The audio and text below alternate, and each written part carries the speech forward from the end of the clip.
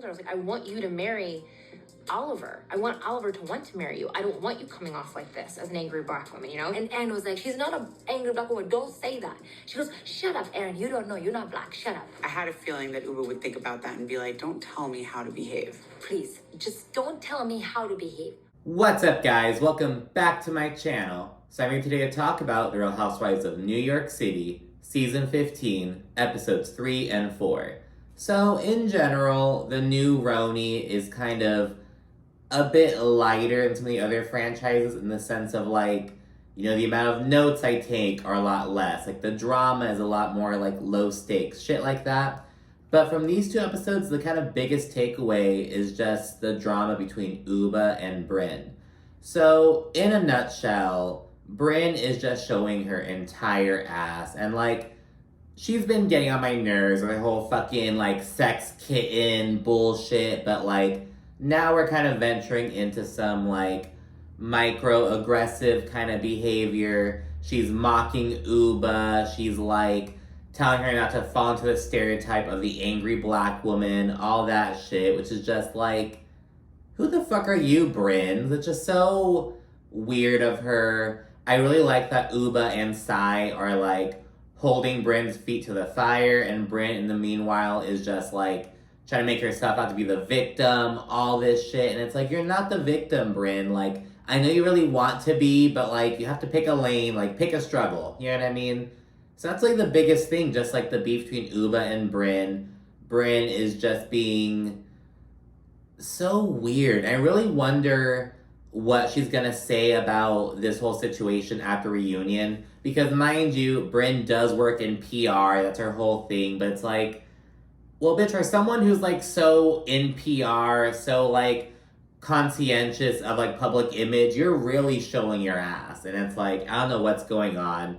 Aside from the Ubah and Brynn stuff, we also see a lot of, like, TMI from Rebecca Minkoff, essentially. She shares that, like, she sneezed and a Diva cup flew out of her. She also notes that, like, she wants to breastfeed her kids until they're, like, old enough to talk, essentially. And she also notes that when she was out with her husband in Paris, her breast got, like, really engorged and he had to, like, help relieve her. I've also actually heard of that a couple other times, of, like, in, like, emergencies, like, I don't have my breast pump, like, babe, you gotta, like, go for the team, you know what I mean? But yeah, she's just really sharing a lot. But anyways, episode 3, Dramamine Drama, starts off with the ladies on their way to errands. We see Ubah open up to Sai a bit about her relationship with Oliver, and she notes that he wants her to move in. He has, like, a painting room for her all set up, because Ubah loves to paint. And, like, he's doing all these gestures, and she notes that when she's with Oliver, she's, like, super enamored and shit. But when she's away from him, she's kind of like, ooh, we're moving kind of quickly. Is this what's right? Blah, blah, blah. And Sai gives her some advice, and she says that Ubah just needs to, like, surrender sometimes. And, like, hey, just go with the flow. Stop overthinking it. Just, like, wrap yourself up in this love and enjoy it, basically. And, like, take a chance, damn it. You know what I mean? So that's kind of what she says. Ladies again rolling into Erin's house, and she shows off her very underwhelming kitchen remodel. Listen, Miss Interior Design has stepped it up, and here we have a brand spanking new kitchen. There was, like, a new cabinet situation, I think upgraded, like, sink taps. You know, who doesn't want a new sink tap?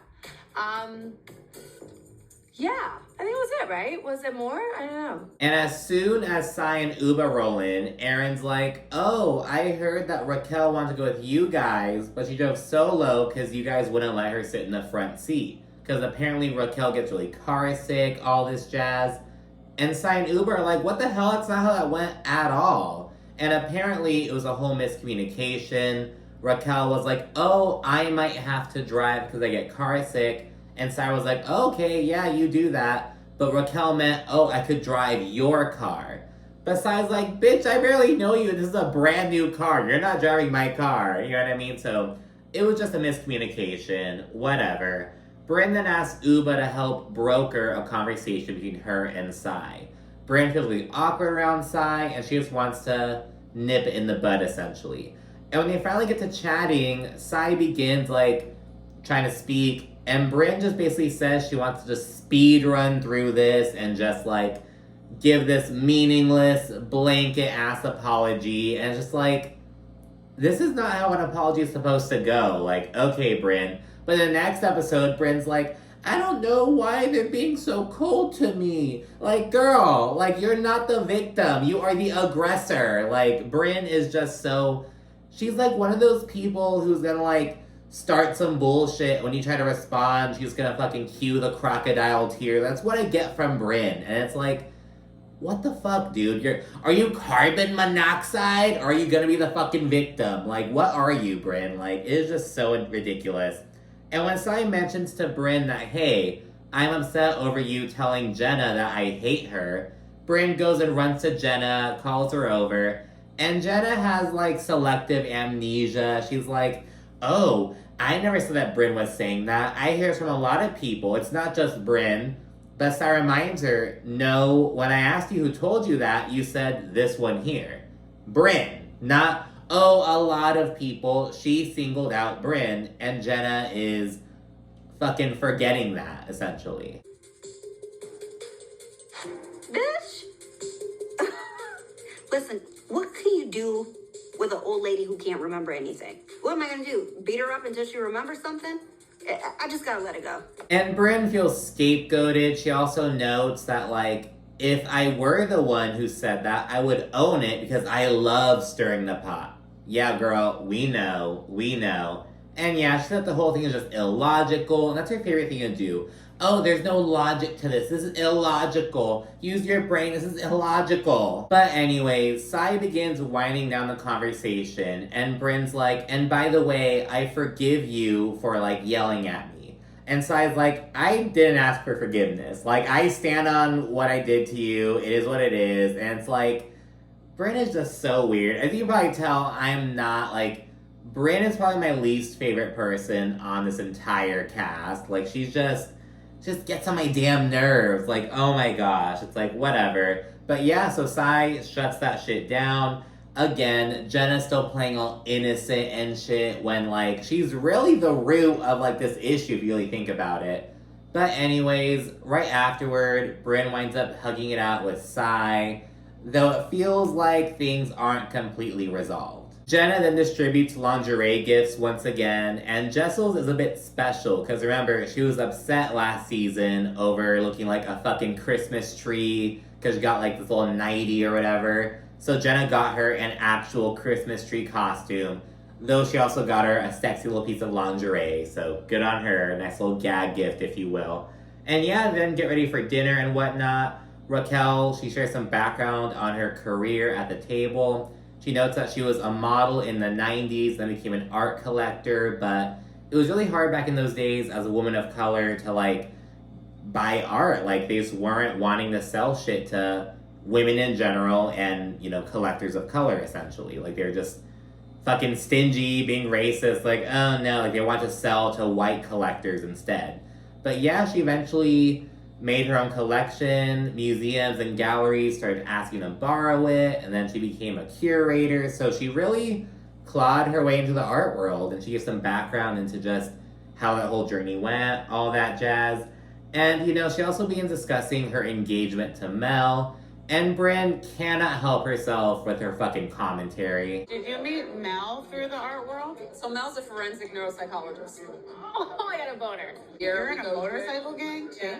We got off. We parked all the bikes. Yeah, you so did. it's like, Sorry. Alright, I can't stop. She can't stop. No. It's okay. And Brynn then says, oh, I want to be a lesbian so bad. I want to be a lesbian so bad. It seems so chic. And it's like, ugh. Brynn is just so much. Anyways, the other newbie, Rebecca, she then shares some background on her. She was born in San Diego, moved to Florida as a kid, and, like, the second she turned 18, she moved up to New York City, all that jazz.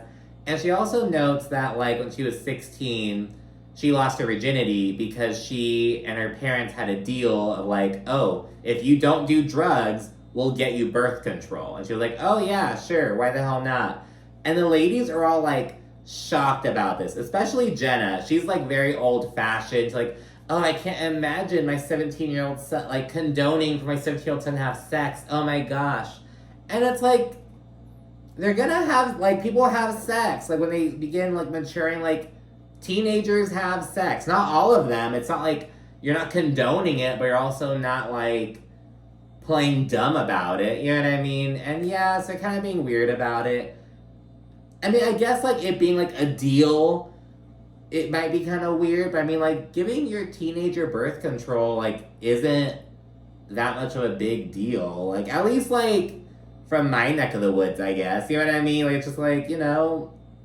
I mean, you should also talk to them about, like, safe sex in general and, like, using condoms. You still catch STIs, all that jazz, but, like, it doesn't help regulate your period. Like, it's not... It shouldn't be that, like, taboo, you know what I mean? But, anyway, especially coming from Jenna, like...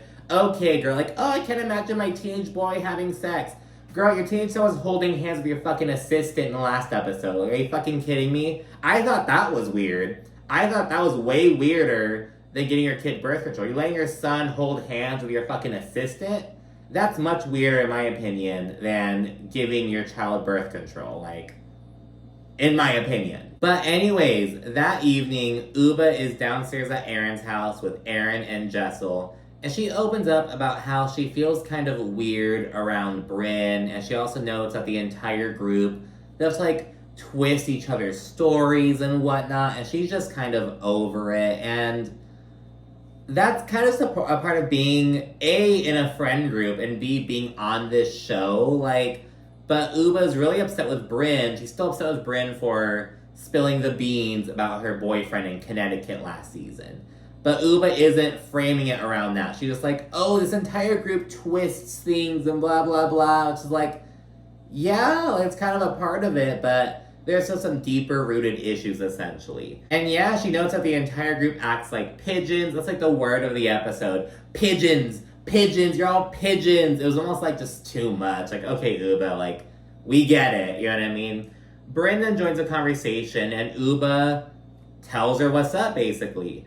And Brynn accuses Ubah of meddling in her friendship with Sai. That's another point of Ubah. She's like, you know, I feel like things aren't good between Brynn and Sai now because, like, Brynn wasn't letting Sai speak, blah, blah, blah. And I don't know. Some people feel like she's, like, fighting Sai's battle for her, but it's like, Ubah just dislikes Brynn right now, and she's kind of looking for other ammunition to throw at her, you know what I mean? I think it's reasonable. It's like, hey, you asked me to help you, you know, have this conversation with Sai, and you didn't even let her speak. Like, what the fuck was that, Brynn? So, I think it's a little bit of that as well, but whatever. And Ubah says that she knows what Sai is going through. Like, she understands her position. She and Sai are sharing a room. Sai's opening up to her, and she's like, what you're doing isn't right, Brynn. And yeah, she's just sharing how she feels about the group being pigeons, they twist each other's words, all that jazz. And Brynn then gets upset and she says that the entire group should be grateful that she lets shit fly. Because there's a lot of shit that she lets roll off her back, apparently,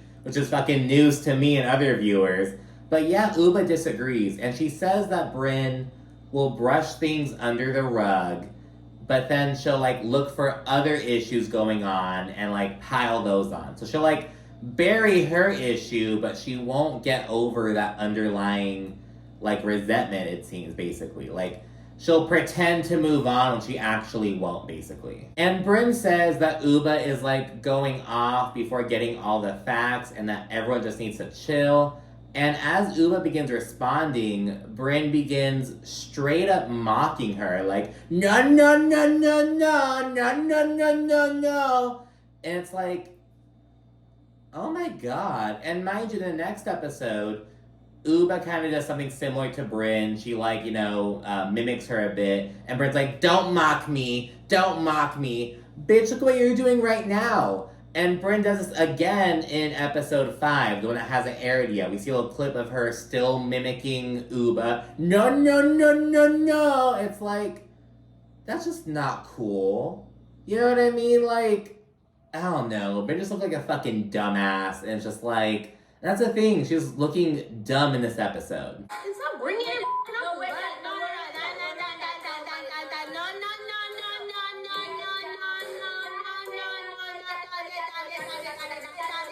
The next morning, Ubah debriefs with Sai, and again, she notes that the entire group twists everyone's words. She's just kind of repeating the same points over and over again. pigeon, word twisting. Like, that's kind of just the two things, basically. And they all convene for breakfast. And Ubah says that Sai feels like a pawn and as though everything she says gets twisted.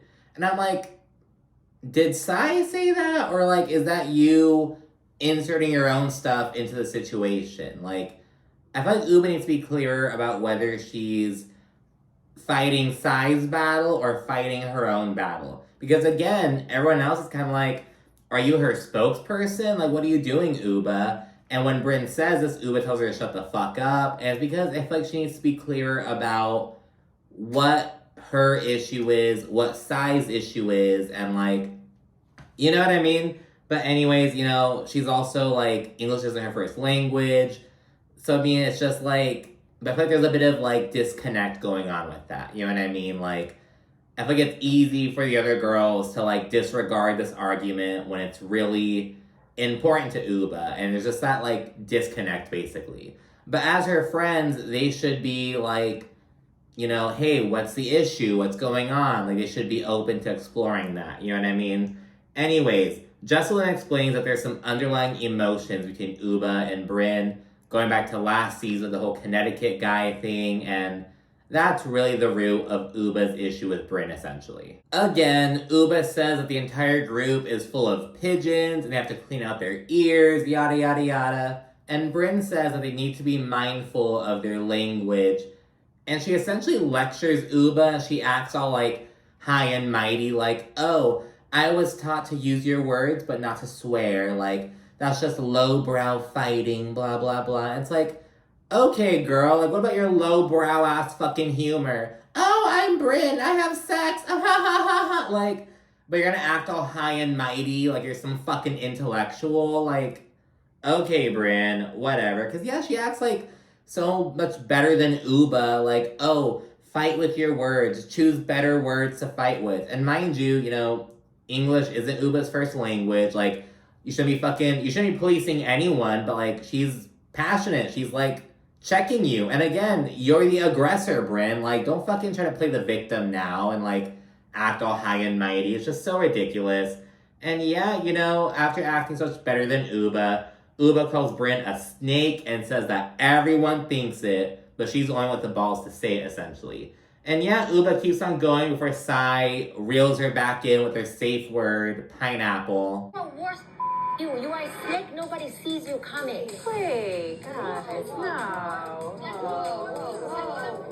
it's true. And all of you guys think this, but you don't want to. Hold on. Let's watch our language, though. Let's be respectful. No, don't tell me what to do. You can't. Pineapple. That pineapple, that's for sure.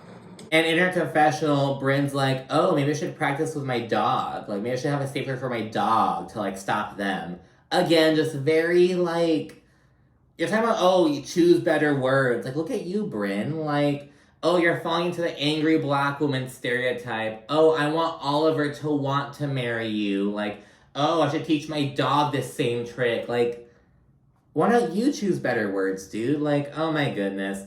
And yeah, the episode ends with Aaron and Ubah talking on the side. Aaron thinks that Ubah is taking on Sai's battles, and she says that, you know, Brynn is gonna ultimately blow up, but Ubah just doesn't give a fuck. She just doesn't care about Brynn right now, and she's like, no, she needs to hear it, and I'm gonna tell it to her, basically. Then we go to episode 4, Match Point of No Return. And these episode titles fucking suck. They're like Dramamine drama, like at least that one made more sense, but it was such like a small portion of the episode as well. And then Match Point of No Return, okay. Anyways, I'm being nitpicky. Anyways, the episode begins with the ladies on the way to tennis, where Brynn immediately begins sexually harassing the fucking instructor, of course. Let's do a warm-up. Yeah, let's go on that side. I'm gonna be on this side feeding. Winner gets to kiss the tennis instructor. And we learn that Brynn is growing more and more resentful because Ubah and Sai are just seriously giving her the cold shoulder. She knows that her fight or flight is kicking in, and because she doesn't fight, I'm on the first flight. And it's like, oh no, these people are like holding you accountable and letting you know that they're over your bullshit. Oh no, egad. But yeah, anyways, off to the side, Raquel opens up to Brynn and Jessel about her father and like some of her family situation. So he was like never a part of her life.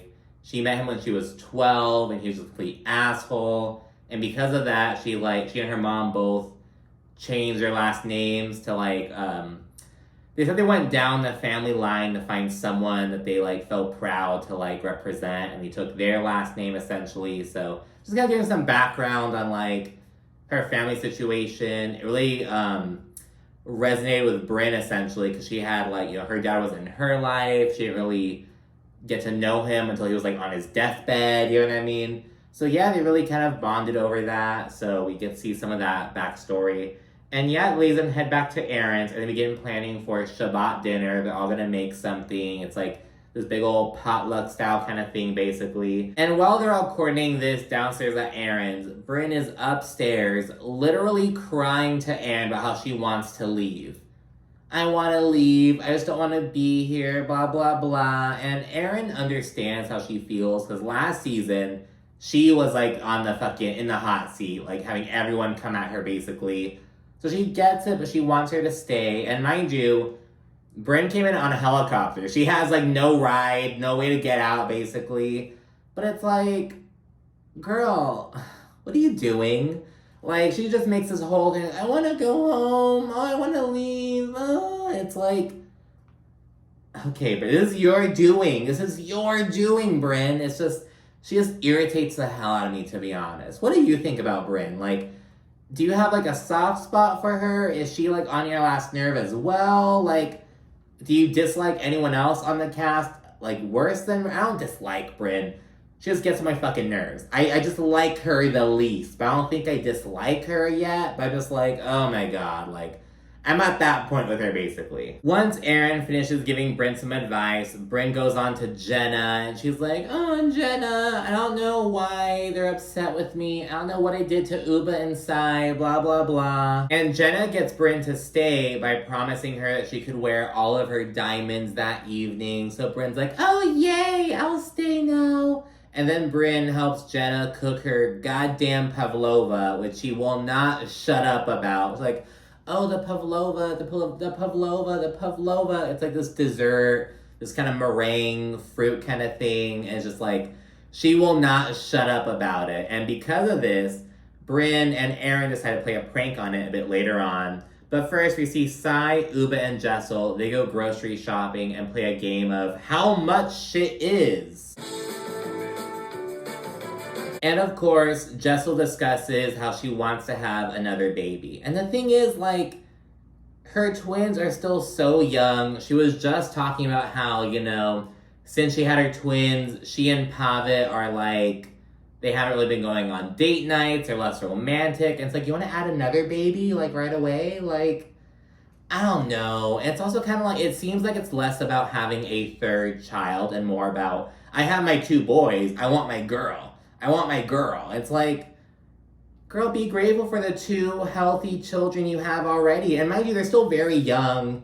And like, you know, she went through IVF. She has like the embryos already. So it's like, you're not really in like a super rush. You know what I mean? It's just like, I don't know. It's like, okay, Jessel, like you're bitching about how, you know, Pavit is less like present than he was before the twins, and now you want to add another baby. And she says, adding one more child will barely cause a dent to the circus we already have. Girl, you'd be surprised. Like, I don't know. It seems less that she wants another child and more that she wants her daughter. I want my baby girl. It's like, just be grateful for the 2 kids you already have. I don't know. You get what I mean? Like, I don't know. But I know there's some people who think that way, but I don't know.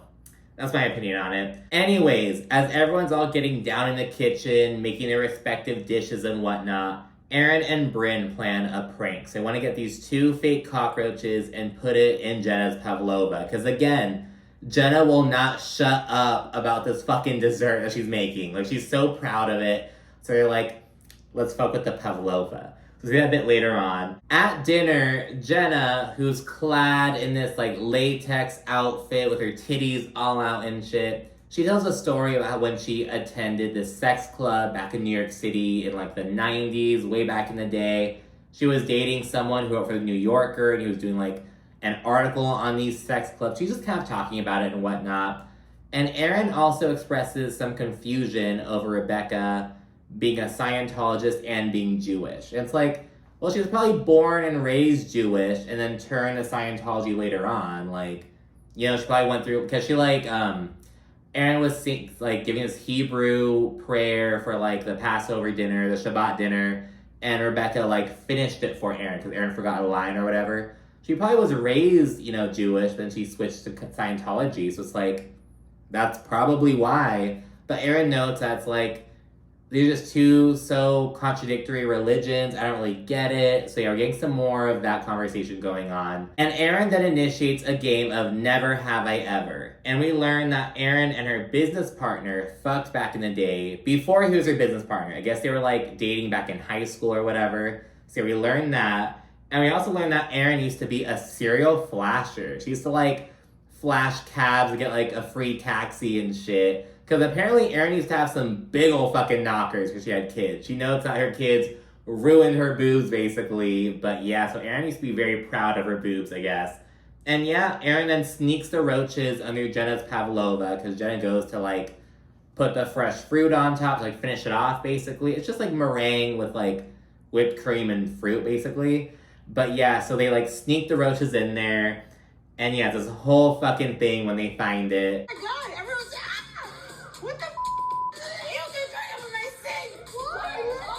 And yeah, after Ubah and Sai fucking puke up Erin's bathroom, I love that Erin was the one who orchestrated this because now she's the one who has to deal with the fucking throw up in her sink, you know what I mean? Anyways, night ends on a really high note and whatever.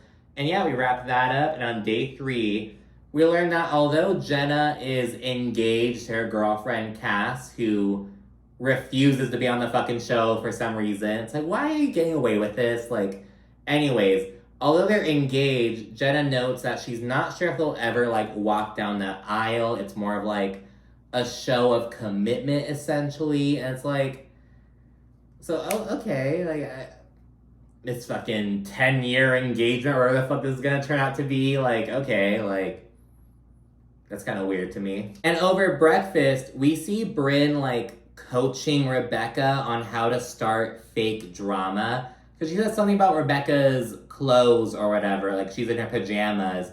And then Brynn's like, see, but if I mention your clothes, you can say this in response. And, like trying to orchestrate this fake-ass argument. And Rebecca's like, I don't really do that. Brynn's like, oh, well, you won't last long.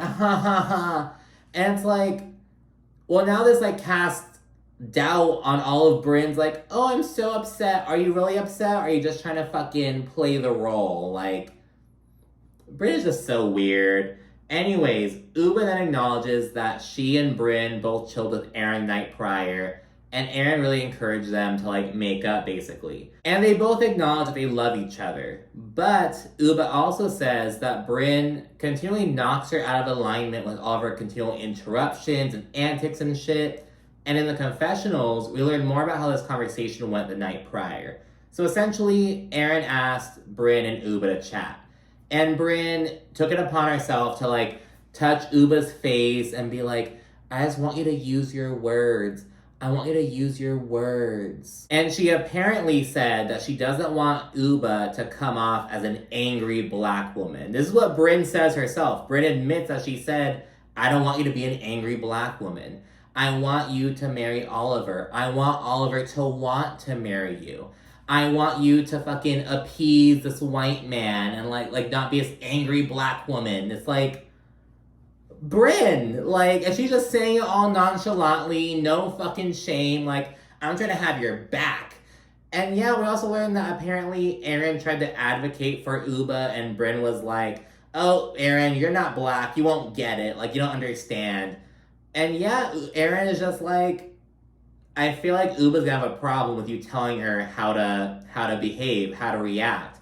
And that's what Ubah's issue is, like, don't tell me how to behave, don't tell me what words to use, like, what the fuck? And yeah, it's just so nasty of Brynn. They're so like, fucking, like, oh, I'm trying to do you a favor. I'm trying to tell you to reel it back in. Like, who the hell are you? Miss, oh, I've been engaged 3 fucking times. No fucking wedding. Like, oh, I want Oliver to want to marry you. worry about yourself. Like, oh my god, it was just so cringy to watch. And Ubah says that she's passionate and that English is not her first language and that, like, she just needs to be allowed to say her piece. And she dislikes when Brynn interrupts her. And she notes that Brynn is very kind, but she's also very condescending. And in turn, Brynn says she doesn't appreciate, like, all the name calling and disrespect. And Ubah's like, yeah, I called you a snake, I called you a liar, but only after you caused your bullshit. And if you do it again, I'm gonna call you a snake again. Like, she stands her ground. And at this point, Ubah begins to kind of mimic Brynn, like, oh, that you respond like this, and Brynn's immediately like, don't mock me, don't mock me. And Ubah's like, you do it all the time, you just did it last night, and now you have a big old problem with it. Like, the double standards are just crazy, to be honest. And Brynn is then over the conversation in her confessional. She says she's trying to look out for Ubah, who's playing into the stereotype. And it's like, look at the stereotype that you're playing into, Brynn. You're playing into the whole Karen, like, oh, I'm just trying to help you. Don't be an angry black woman. Like, it's just, like, worry about your own optics. Because I think Ubah is much more well-liked than Brynn is, to be honest. Like Brynn, yeah, she's more, like, involved and present on the show. But she's also, like, a fucking one-trick pony. You know what I mean? Like, it's so quick to, like, get over her bullshit. And it's like, worry about your own image or about your own optics rather than trying to police Ubah. Like, it's fucking ridiculous. And Brynn also says that Ubah has nothing going on upstairs. And of course, Brynn then cues the waterworks, gets all emotional, and she accuses the group of, like, not having her back. Even though they're trying to advocate for her, but it's like, we're trying, girl, but I mean, there's only so much we can fucking do. Like, you fucking chose this path, you're on this battle, like, we can't do all the work for you. And Sai and Ubah are completely ignoring Brynn, like, as she's at the table crying to the group. They're in the kitchen, like, tidying up, doing their shit. They're just over Brynn. And Aaron tells Brynn, hey, like, you're giving them what they want. Like, you know what I mean? Like, you're letting them win, essentially. And yeah, that's where the episode ends. And it's like, again, Brynn cannot be the aggressor and the victim and, like, at the same time. She just needs to pick a lane and stay in it. And yeah, she just really showed her ass in this episode. But anyways, thanks so much for watching. Be sure to like, comment, subscribe, and of course, stay tuned for more. Thanks again. Bye.